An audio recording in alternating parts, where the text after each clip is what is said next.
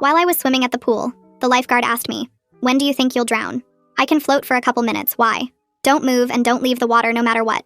We need to clear it and evacuate everyone else, but you need to stay." "What's in the water?" My voice came out shaky. He didn't answer. Instead, he raised his whistle and blew 3 sharp blasts that echoed across the pool area. "Everyone out of the pool immediately! This is not a drill." Families started rushing toward the ladders and stairs in a chaotic scramble. Kids were crying as parents pulled them out, water splashing everywhere. The shallow end emptied in seconds as people grabbed their belongings and ran. I wanted to join them, but I was stuck floating in 12 feet of water trying not to move. "Hold still." The lifeguard kept his eyes locked on the water around me. I was trying my best, but my arms were already getting tired from the careful balancing. The sun beat down, and without movement, the water felt colder. Some families had stopped at the fence instead of leaving completely. A few called out encouragement, telling me to relax and breathe and stay as still as possible. Others had their phones out recording whatever was happening. I could see the little red lights pointing at me from multiple angles. 3 other lifeguards appeared with long-handled nets used for cleaning debris. They spread out around different parts of the pool, moving slowly and carefully. The one nearest to me kept the net raised, ready to strike at something. Their faces were all focused on the water like they were hunting. My breathing quickened despite trying to stay calm. Something was in the pool with me. Something dangerous enough to evacuate everyone else but keep me frozen in place. The lifeguards crept along the edges, scanning every inch of water. One of the lifeguards near the diving board suddenly plunged his net into the water. He struggled with something heavy, pulling and twisting the pole. The other guards rushed over to help, leaving me unwatched for terrifying seconds.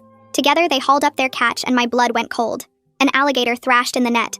Not huge, but big enough at maybe 4 feet. Its tail whipped back and forth as they struggled to control it. The crowd at the fence gasped and more phones came out.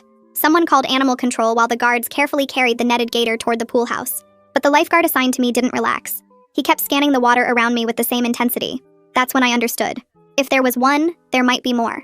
"Can I get out now?" My voice cracked with fear. "Not yet. Stay still." He pointed to something in the deep end. A dark shadow moved along the bottom. Slow and purposeful. Much bigger than the one they'd caught. The guards saw it too. They all shifted positions, trying to get an angle with their nets. But it was too deep.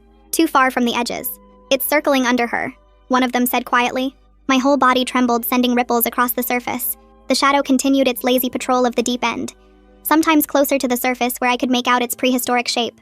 Sometimes deeper where it became just a dark blur against the blue. Then someone in the crowd screamed, "There's another one in the shallow end!"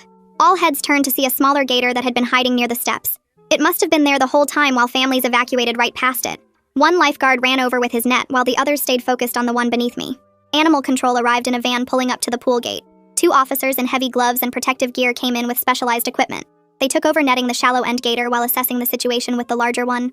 "How big is the one under her?" the officer asked. 6 feet at least, maybe 7. The lifeguard's voice was grim.